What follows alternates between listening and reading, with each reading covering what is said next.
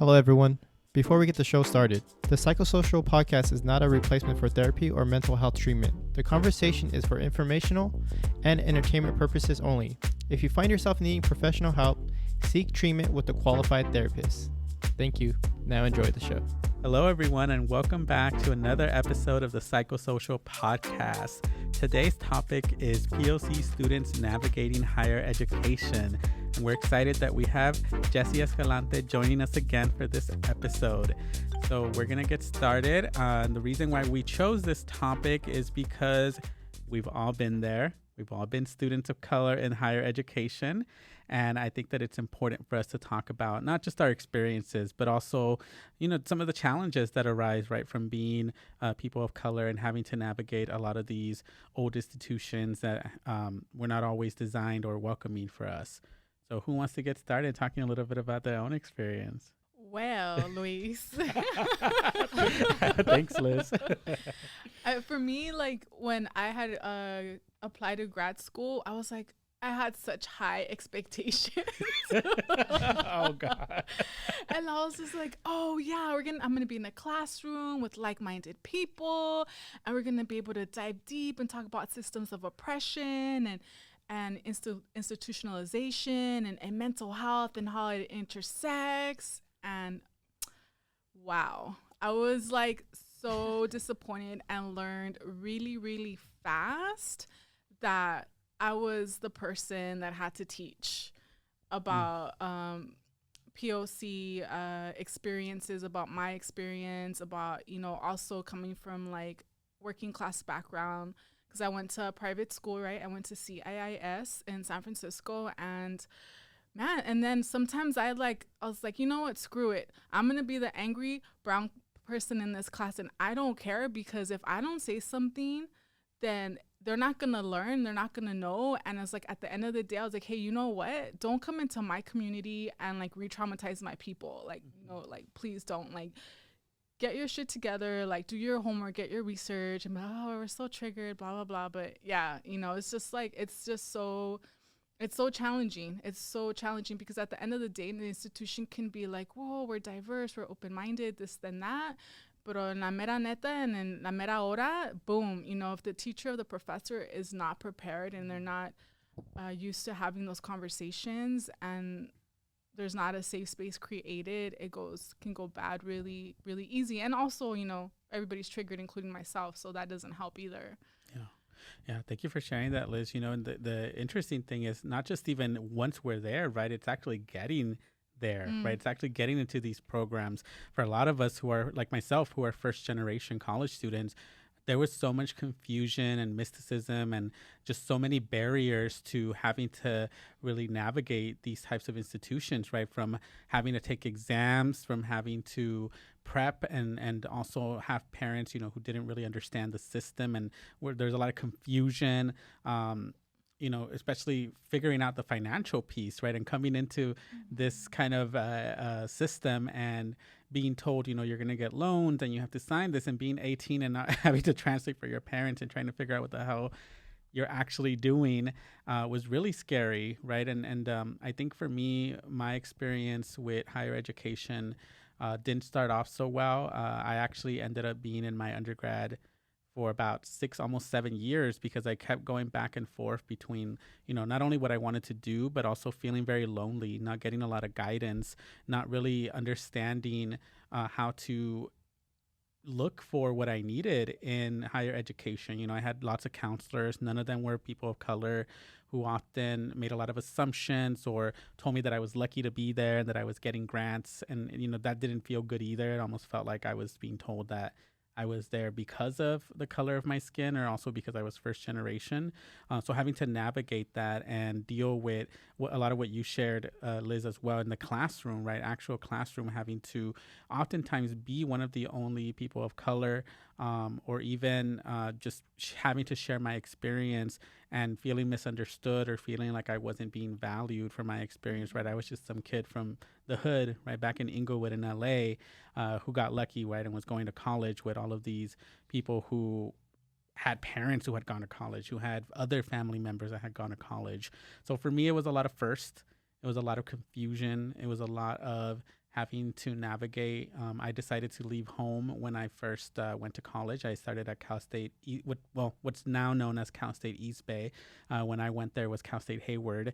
And, I was there for a couple years and had to go back home because I didn't do too well. Like I said, I didn't feel like I had a lot of support.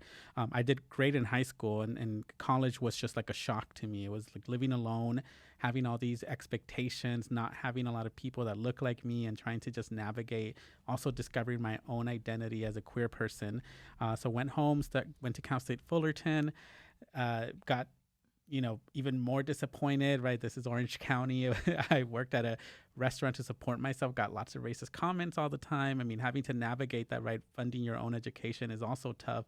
And then having to go home and study and trying to figure all this stuff out was definitely no joke.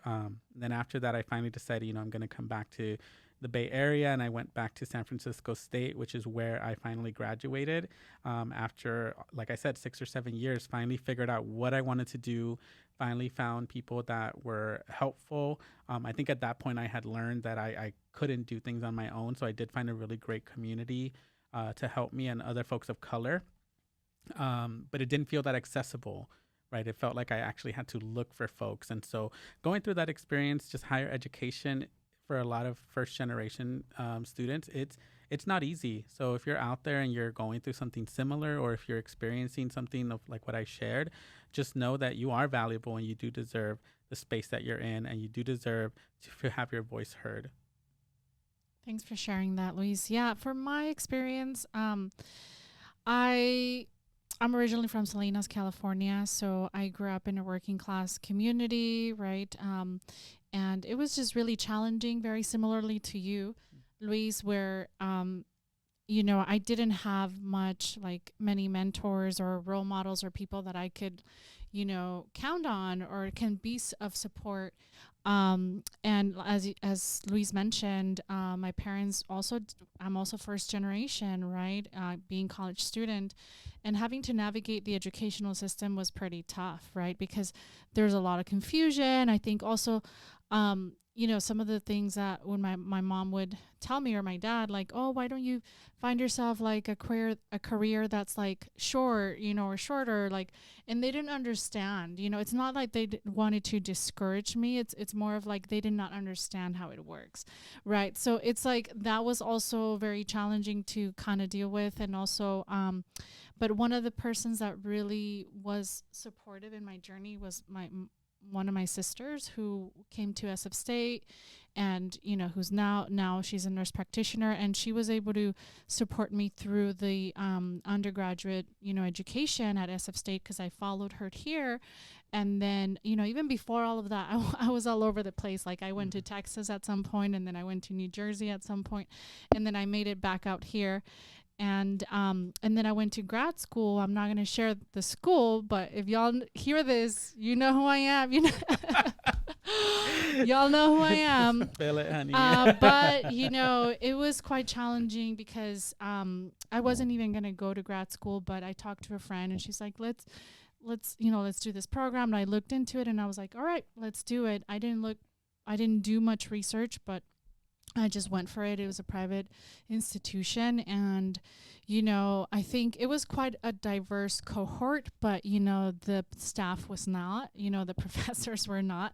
So it was quite challenging to navigate that, their own biases and just like things having to deal with, like the grading system and all of that, and like my own internalized oppression and my own internalized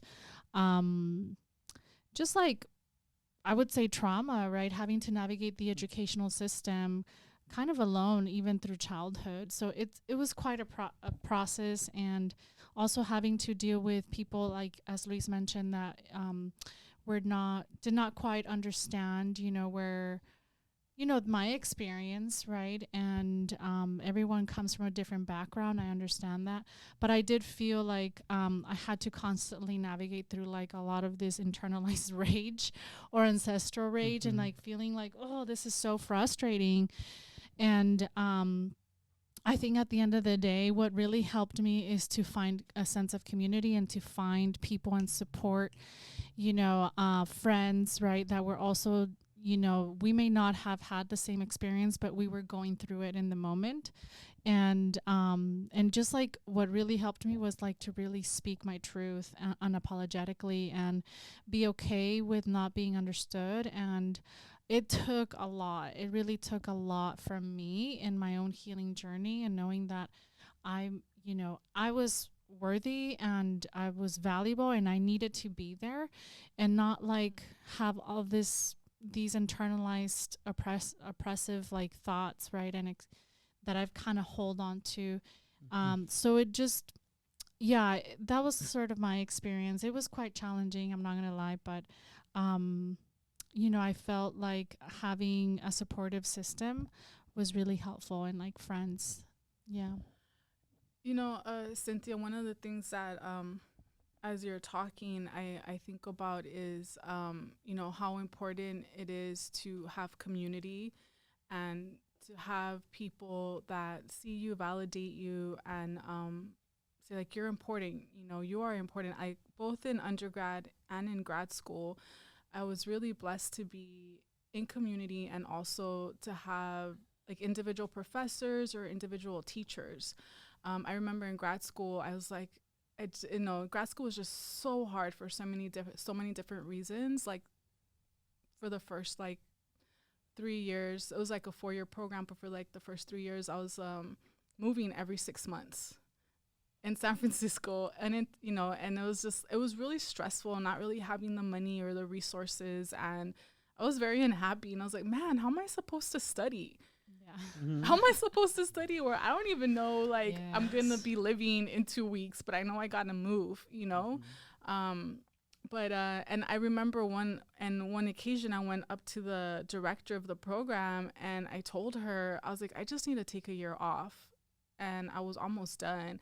And she's like, no, Liz, you need to finish. I'm not going to let you, And I feel so grateful now because, she's like, you're needed in your community. And she really, knew me, or, she really saw me, and also had other professors that were also very supportive. And I think that's how I was able to survive the university, because I did have that support and that community. And it's so, so, so important to be able to find those like-minded people. And even if it's just one professor or, maybe one student that, you can go to, I think it's so important and to be able to finish, right? To be able to, one thing is to get there, it's its own thing, but another one is also to be able to finish and graduate with that diploma as well too. Yes, and that's such a big thing, right? When we're talking about grad school, thanks for bringing that up, Liz, because we know that the percentage of folks of color who have master's degrees or doctorate degrees is actually really quite low in this country,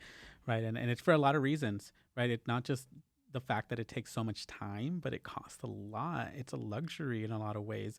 And at the same time, right, having to navigate that system when you are accepted, it's another whole spectacle. I remember going into grad school and being maybe one of maybe 3 or 4 men, and maybe one of 3 Latinos, and not feeling, as connected, and kind of having to share a lot of my own experience. And, I'm glad that you brought up the community piece, because I did meet one person in grad school who was also Latino and who was also gay, and who got me through a lot of that stuff. We were able to have conversations. We didn't feel alone. We were able to giggle at some of the stuff together, kind of like calling BS, in the class. I think our program at Long Beach State, I valued it a lot. I definitely feel like I learned so much, but I do feel that a lot of, just a lot of things when it comes to talking more about the cultural aspects, there's definitely a lot of moments where I didn't know how to respond, right? There was one class in particular that I absolutely loved. The professor was great, but a lot of the kind of social experiments that we would do in the classroom triggered a lot of the other folks who are not people of color, right? And having to kind of navigate that for me was awful, right? Feeling like, oh, what am I supposed to make out of this, right? So I brought up a lot of these feelings, right? And Cynthia mentioned the ancestral rage. If you don't know what that is, we do have an episode on that, so definitely go ahead and listen to that.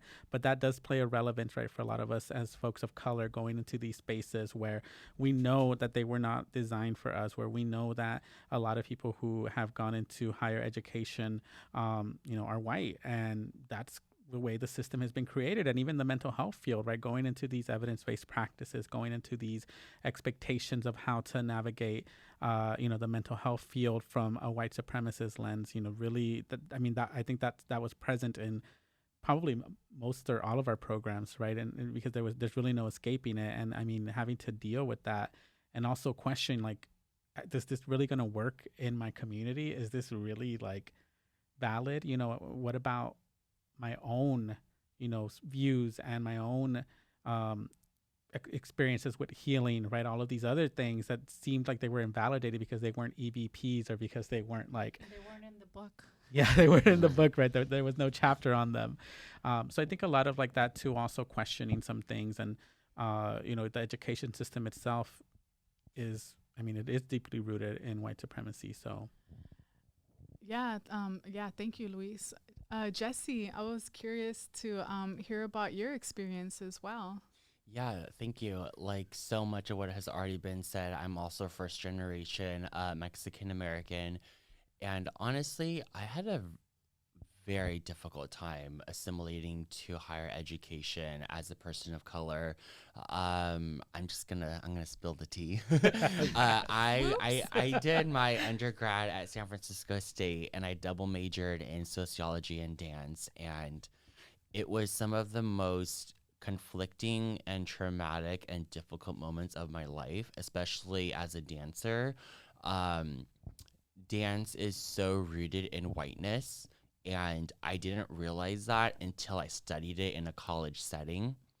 My professors were all white, and they only upheld white forms of dancing like ballet or contemporary.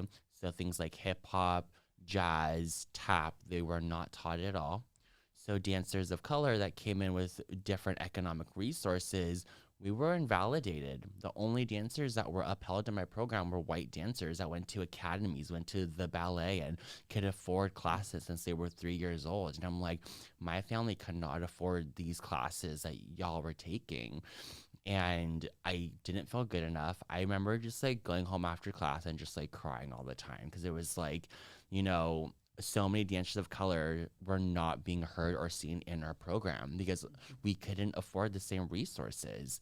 And I unfortunately had to change myself and who I was and assimilate to this sort of competitive mindset and like fight my way up the social ladder just to be seen by my professors. Because I couldn't afford the training that the other white dancers could. And then when I majored in sociology, that was a whole other beast because I was learning about the systemic racism that has happened in our country that, let's be honest, we're not talking about in K through 12. That's history that is hidden in our education system. We don't talk about things like the way that the war on drugs has affected communities of color, the way that the Black Panthers were all murdered and attacked. It's like these were information that I was learning about in college. And then I was angry. I was so upset that this was happening to our communities.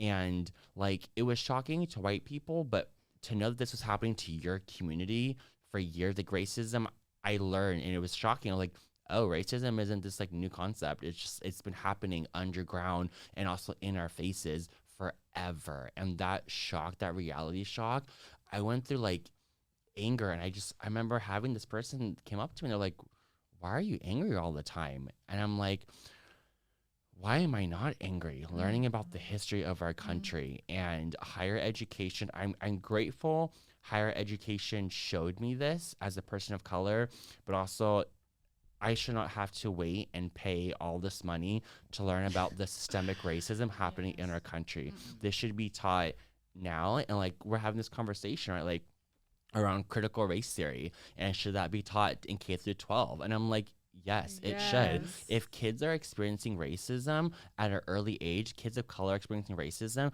then we should be teaching kids how to not be racist. So critical race theory should be taught in K through 12. And then we talk pre-K too. Even pre-K, yeah. Yes. And then we talk about grad school, and like for me that was so difficult because on a very personal note, I went through a situation where I was actually houseless while applying to grad school. So I was like applying to grad school while like couch surfing and like not knowing where I was going to sleep. And I just remember thinking like, I really have to want this. Like, I have to fight battles that, and I'm not going to sit here and say, like, you know, white folks aren't homeless or houseless or they don't go through economic adversity. They do, you know, but people of color, we go through it at such a higher rate. And my dad being undocumented and we come from little to nothing, like, I can't go home. Like, home was not an option. I don't have a home, you know, like, whatever I have for myself in San Francisco, I have built and I have fought for. And that's a story that so many people of color can relate to. We have to literally fight for what we have in this world. And being houseless, I was like, education is all I really have right now. And if I don't make it here, I don't know what I'm going to do. And so I felt lucky to get into Berkeley, but also I had to like humble myself and be like, you know, like so many of my colleagues were afforded the right to be here. You know, they had the resources to be here. And I was like, I'm barely here. I barely made it here. And it's a weird thing where you have to kind of feel like, I don't know how to describe it. Like I'm trying to figure out what to say here. Kind of like you don't deserve to be there, right? And then imposter syndrome, and then realizing that your experiences are so valid, and for anyone out there that doesn't feel like you don't belong in higher education because of the color of your skin, because of your economic adversity, I'm telling you right now, like, you belong there. You know, it's the world telling you otherwise, but don't listen to those voices because they're not real. Yes, thank I you. love everything you just said. Jesse. Honestly, it's so funny because the one thing that came up for me, and this is actually one of those experiences that I was doing my EMDR training, and I actually used this as one of the examples, right, when it was my turn to go through the process on what I wanted to address. And I never realized just how much it had impacted me. And it was in high school. Not just getting into the high school I went to, because I was actually in high school in Inglewood, and I was there for maybe about 5 months. And then I really thought, you know, I want to go to college. I need to figure something out. And my dad was working in a really wealthy town called El Segundo, which is next to Manhattan Beach down in LA. And you know, it was all white students. It was probably like 80-90% white students, very affluent city. And I told my dad I really want to go. And my dad was like, no, you can't go there. And he wouldn't tell me why until eventually I really fought for it. I said, I want to go here. I want to go to college. And I know that this school is going to help me. And, you know, before I even started, he told me, he's like, you know, I just want you to know that people are going to say things to you and they might treat you a certain way, but you're smart. And I want you to be able to show, you know, that you're smart. And so I got into the school. I had to go through this whole process. English was actually one of my favorite subjects. I loved writing. I loved reading. And I got into the school and they made me go through English and English learners testing because they didn't believe me that I was like, you know, they said that the equivalent from my high school there, that maybe it was different. I sat there in an office with this white lady while I was listening to this recording, literally say, look up, look down, close your eyes. And I was sitting there so insulted and so angry going through this, finished doing that. And then I was placed in regular English. So they didn't even let me go into the honors English I was trying to go into. They put me in regular English. So they said, okay, well, you're not in ESL, but we're going to put you in regular English because we don't know if you qualify for honors. So I was in regular English. My professor, my teacher was like, you know, you're really good. You're getting straight A's. Went into my second sophomore English, and I knew that teacher from before, and they were like, oh, what are you doing here? Like, you should be in honors. They wrote me a recommendation. I went into this honors course. All the students there were white. And this is something that always stuck with me. And I'm sharing it because I think it's very relevant for a lot of us. I remember being asked to read a certain passage, and there was a word in there that I didn't know how to pronounce. And I knew both English and Spanish. And I kept sitting there with myself so anxious thinking, oh my gosh, how do I say this word? I honestly don't even remember the word. I just remember sitting there thinking, I don't know how to say this. And the teacher asked me to read. And as I was reading, I mispronounced the word and people started laughing at me. And they were laughing and they're saying, oh, he doesn't know English. And I remember sitting in that honors class feeling so shamed, feeling so like guilty about not having known how to say the word. My professor telling people to stop, you know, my teacher's telling people to stop laughing. And I remember just sitting there like, you know, I think someone made a comment like, why are you even in this class? And I remember kind of internalizing that. and thinking, oh my God, like I'm not smart enough, right? And it was because I knew 2 languages. I didn't know how to pronounce it. And, you know, long story short, I went into college. I took multiple English classes my first semester at the same time, and I got A's in everything that I took that was related to English. And yet I always still question and doubt myself. Like there's so many moments when I'm speaking that I think an accent is going to come out, and it always reminds me of that internalized like oppression that I continuously try to dismantle, because it's that fear of being seen as, oh, he can't even speak English, or oh, he's, you know, he's Latino, he doesn't know how to pronounce words in English, you know, and especially hearing family always tell me, you sound so educated, you're the most, you know, you sound so smart, you sound so white.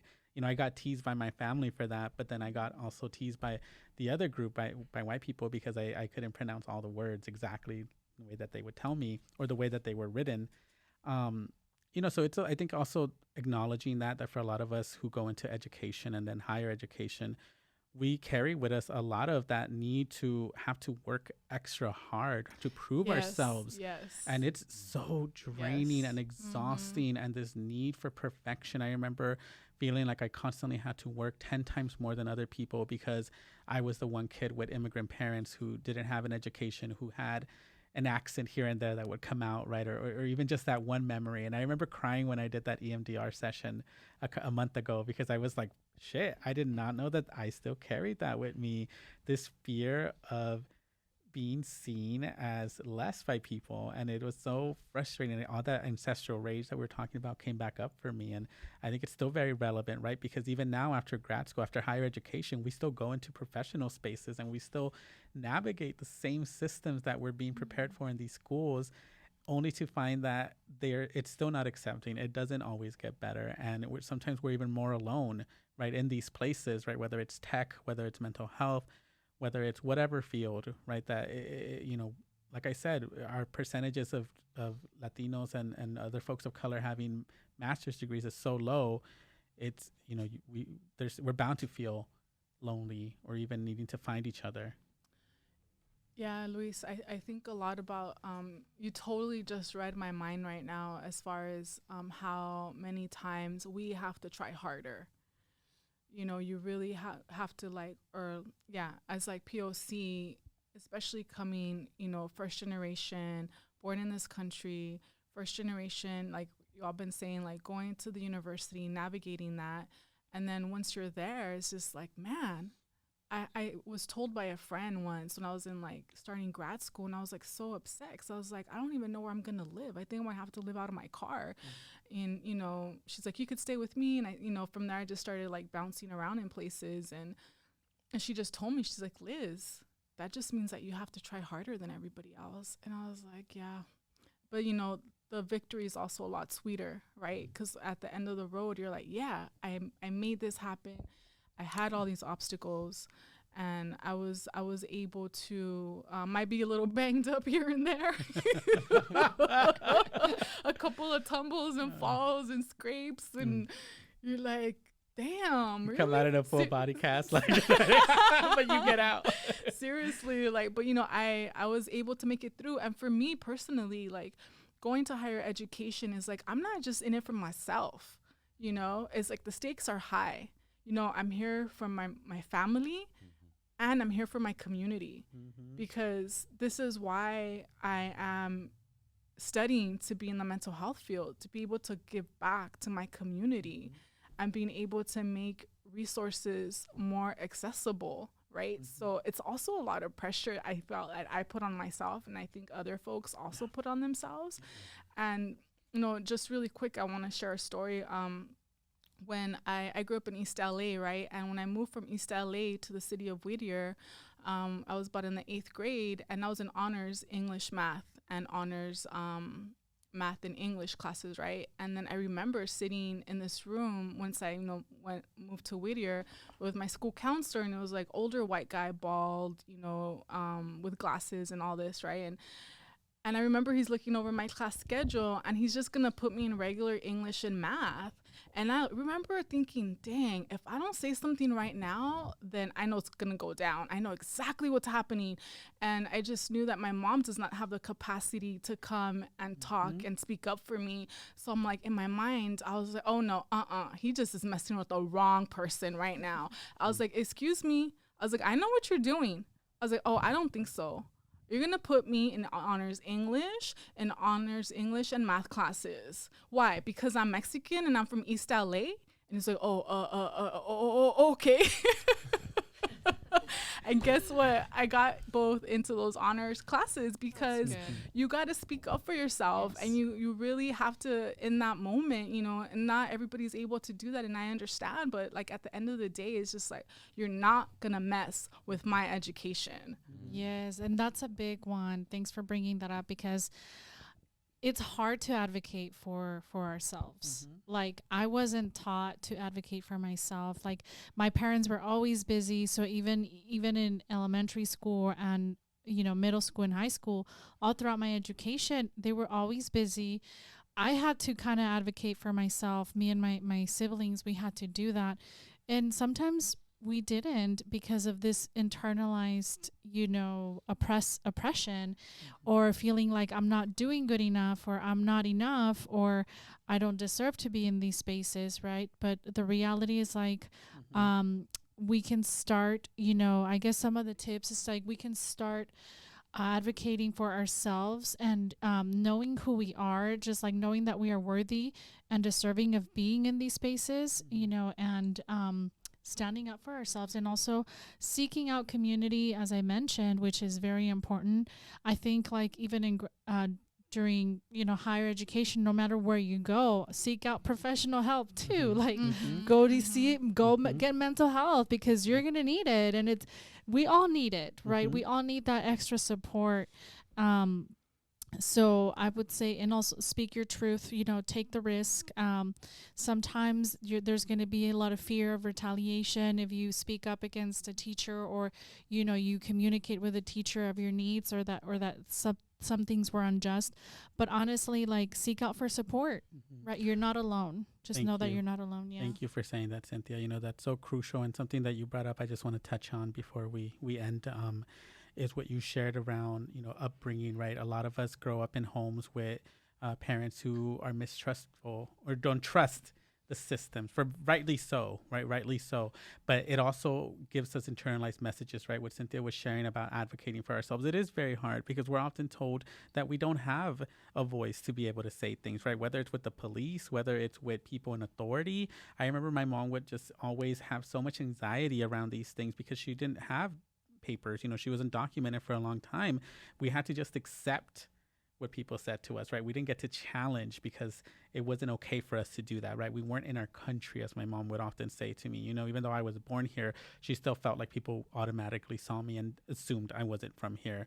And so I think what Cynthia just said too about, you know, seeking mental health support is crucial, because a lot of these things we don't really acknowledge. They can be very subconscious, right? And they just play out in ways like with imposter syndrome, with us not speaking up, with us feeling lonely, with us feeling isolated, right? All of these things that come up for us as people of color navigating these systems, because we've been told over and over that many of these systems are not going to support us, and they don't make us feel valid. And so we, you know, it's hard for us to speak up sometimes, but it is crucial.